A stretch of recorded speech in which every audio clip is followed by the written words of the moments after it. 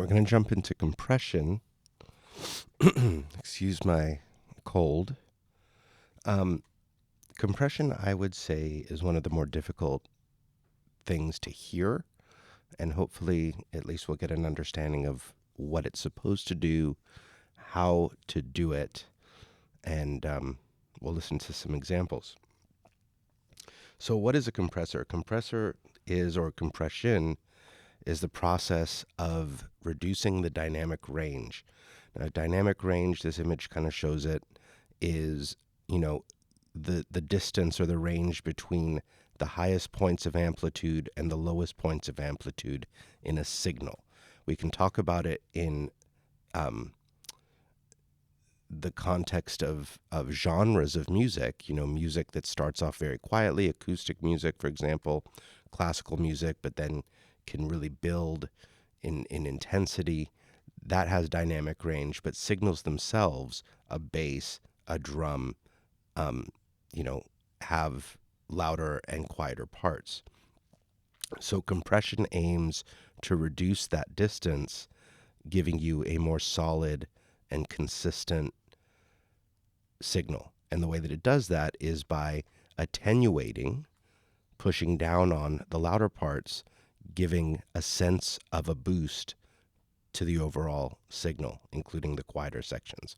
So I think this image is really, really important in understanding. It's all based on a threshold, which we'll define again, but we've used it many, many times, that any signal above that threshold is going to get attenuated. So you can see the uncompressed signal has very wide dynamic range, and the compressed signal does not.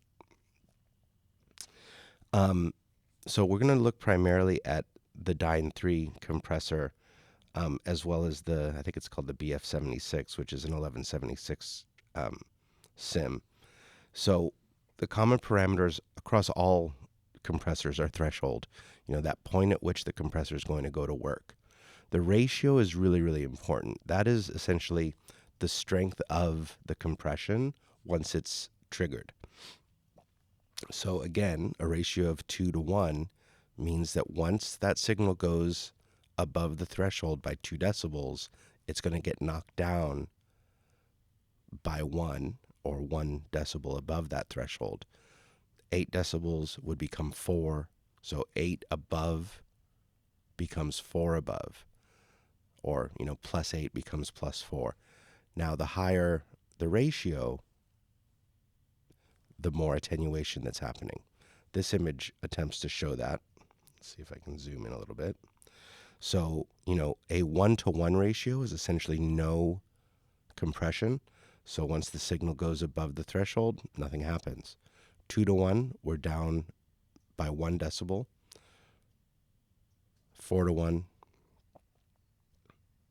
and infinity to 1, which is essentially, turning it off, or, a brick wall. Okay, the attack, how fast the compressor goes to work on that signal. Very important when thinking about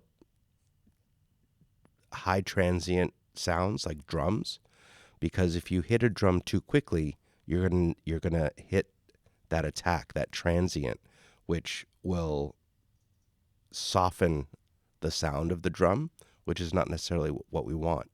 If we're compressing a snare drum, we want that sound to pop through, and it's the transient that does it. So we need to be very careful to let the transient come through, then start to hit the signal. So attack is very, very important with compression. Release, how long the compressor stays open once the signal's opened it up or caused it to go to work. And then you have what's called a knee, which is the ramp of attenuation.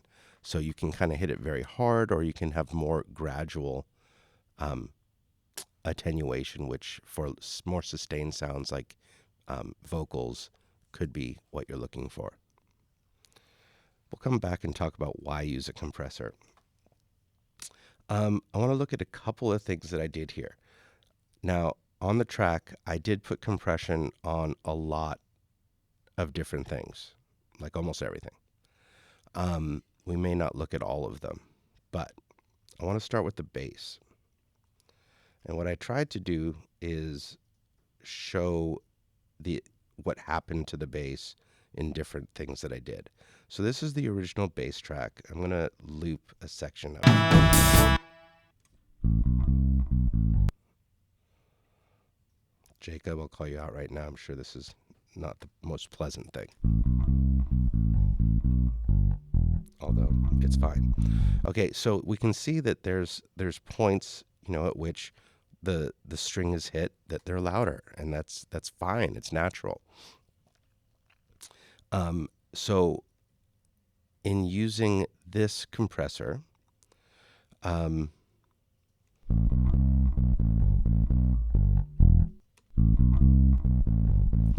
distortion's pretty gross. Oh, that's because I actually didn't reset this after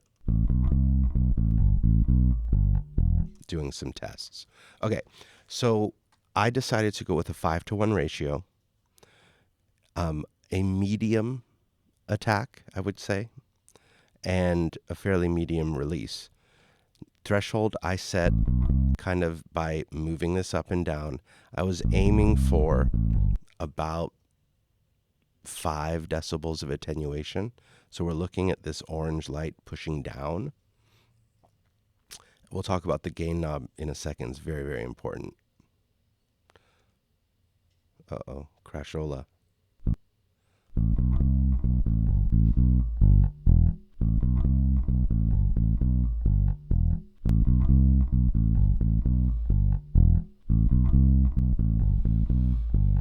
All right, so in a way, what I'm hearing is kind of more cut, almost more pronounced finger action on the strings. Now, what I want to show you is the visual of this. So at first, I went ahead to make a really, really obvious fast attack because I wanted to see if it would show you the squashing of the transients. And it didn't really. It still let them through. But you can kind of see how everything's just squared off. It's really kind of unnatural. This is over compressed in my opinion. Plus you can hear that distortion. It's gross. That's a throwaway. In fact, I'm not even going to wait. Bye-bye. Now this one has a more medium attack, probably kind of closer to where I'm at now. So you can see that those transients, those initial hits on the string are breaking through, but the overall dynamic range is much, much narrower than this one. So for example, look at this and see how this is kind of steady. I could probably increase the release time so because you can see it's starting to come back up here. I'm going to delete this one too, because ultimately I decided to use the BF76. So this is a emulation of a Universal Audio 1176. I chose to, you have your ratios in buttons here. You have attack and release. A little bit odd is that attack, the faster, the more to the right you are, it is faster. You have your input gain, which is essentially your threshold. Yeah, let me see if I can show you that because it's not quite the same. But as you increase the input, you start to see action happening here. And I was looking for, again, about -5 to -6. So back that off a little bit and you'll see less. Wow, what's going on?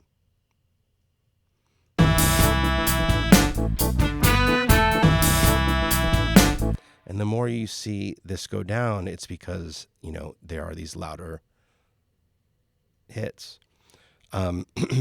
Now, output gain, I failed to mention it when talking about it here.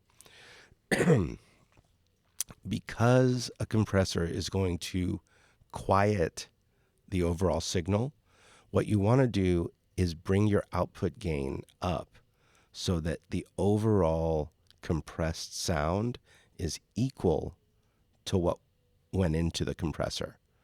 All right, you don't want to come out with a quieter bass. You want an equal bass, but a more consistent bass. So I would actually say that I could bring up the output.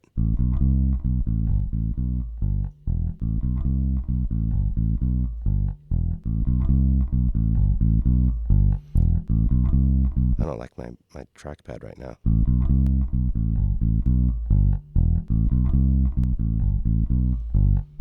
Okay, so more consistent but equal volume. So on this compressor, I was up by 1.2 decibels because that's where I felt it equaled out. The reason that we do that, for a couple things. We perceive that louder is better. And if we are attenuating a sound and it sounds quieter, we're going to always go, hey, that louder one is better.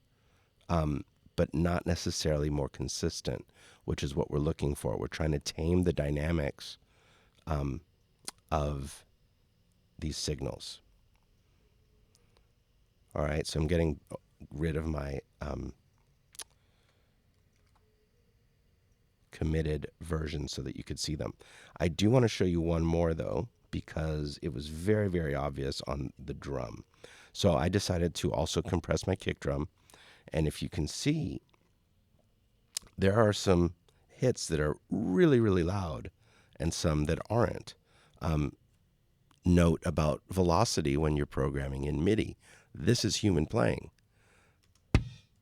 Okay, so I'm going to take that off. Take off the gate as well. Okay, so we have a really, really loud. There's another one that comes up here somewhere. Right here. Okay, and it's fine. The dynamics are fine. They're also captured elsewhere in the overheads, in the room mic. So I went ahead and I put in the BF76. So you can see that it's working a little bit. When it hits that big one, it works more. And I went ahead and I committed that track so that you could see. I did have the gate on here, so that's why you don't see some of the bleed and whatnot. In fact, it shows that my gate cut off that kick, which is not good. Okay, but you can see a much more consistent kick drum.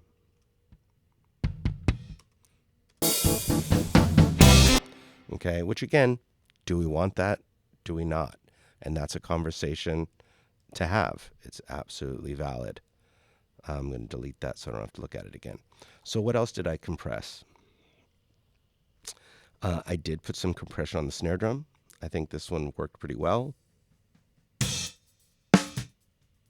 I'm really not liking the gates.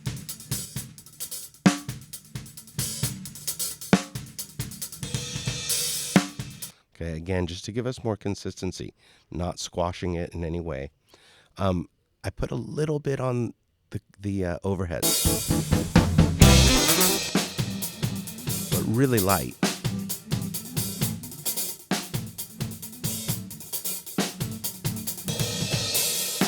So what's going to happen there is what's closest to the overheads. It's the cymbals. So in a way, they're the loudest. If we want to bring up the kick and the snare and the toms, compression will help us to do that to a certain extent.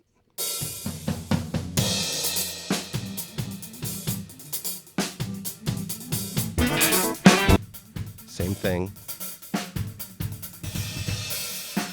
These are all 4-to-1 and pretty light. Okay, I did it on the toms because I really wanted a bit more on the toms to help them pop through. Let's see if there's a section of the toms that I can identify.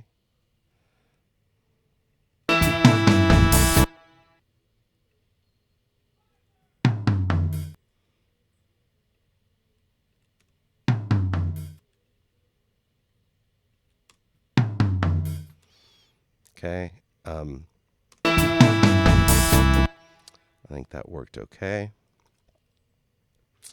I put some on the bass, obviously. We already talked about that. We're going to come back and talk about this aux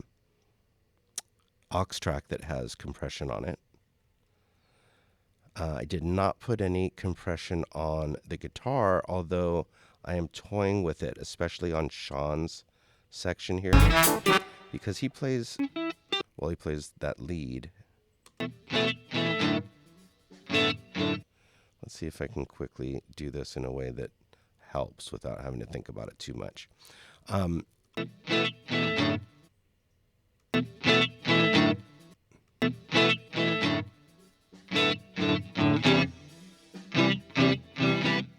So input to get it going.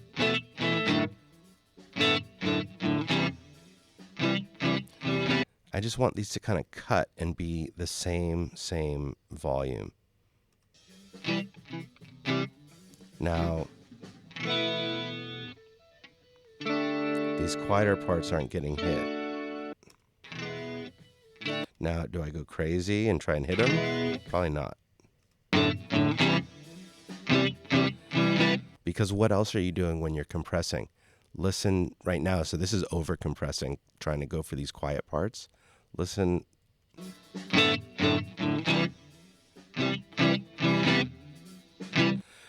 By lowering this dynamic range, by kind of squashing the guitar, you're bringing up the noise. And what the noise is in this instance is bleed from the other instruments. And I also hear buzz from the guitar amp.